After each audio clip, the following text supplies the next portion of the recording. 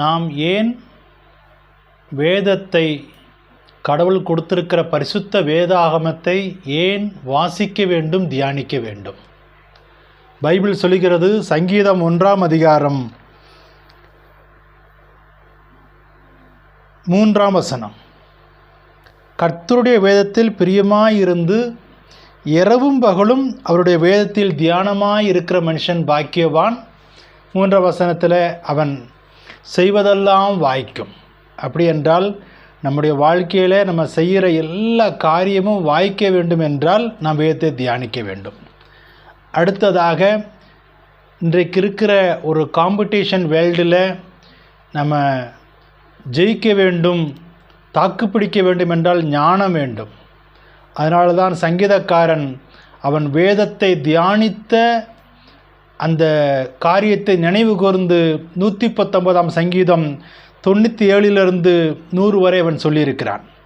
உமது வேதத்தில் நான் எவ்வளவு பிரியமாய் இருக்கிறேன், அது நாள் முழுவதும் அது என் தியானம். அதாவது அடுத்து வரக்கூடிய வசனங்களில், உமது வேதத்தை நான் தியானித்ததினால் என் சத்துருக்களிலும் அதிக ஞானமுள்ளவனாய் இருக்கிறேன். அடுத்ததாக, எனக்கு போதித்தவர்களிலும் நான் அறிவுள்ளவனாய் இருக்கிறேன். அடுத்ததாக, முதியோர்களை பார்க்கிலும் ஞானமுள்ளவர்களாக இருக்கிறேன் என்று சொல்கிறான். இதற்கெல்லாம் பேசிக்கான ஒரு காரணம், வேதத்தை அவன் தாவீது அனுதினமும் இரவும் பகலும் அது அவன் தியானமாக இருந்ததனாலே. கடைசியாக நம்மளுடைய கிறிஸ்தவ வாழ்க்கை அல்லது ஒவ்வொரு மனுஷனுடைய வாழ்க்கையும் எட்டர்னல் லைஃப், நித்திய ஜீவன், பரலோகம், மோட்சகதி, அதை நோக்கி தான் நாம் சென்று கொண்டு இருக்கிறோம்.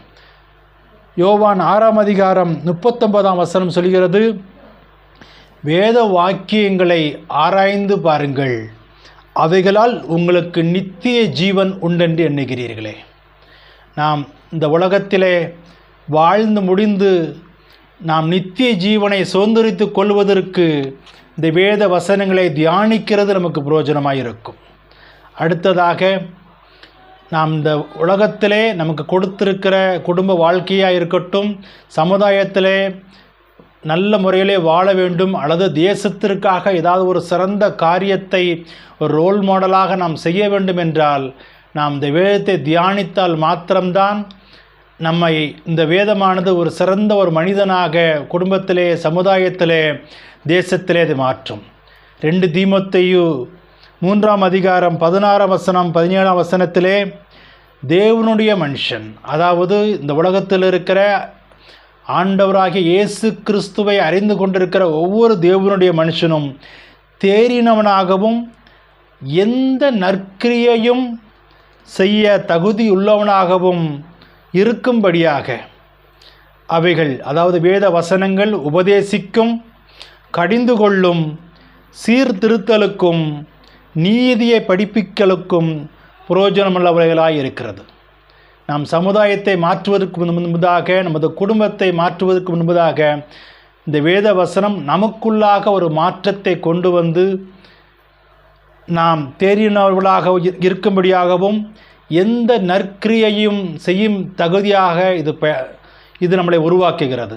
அதனால் தொடர்ந்து வேதத்தை தியானிப்போம். குறைந்தது ஒரு நாளைக்கு 1 மணி நேரமாவது வேதத்தை வாசித்து தியானிப்போம்.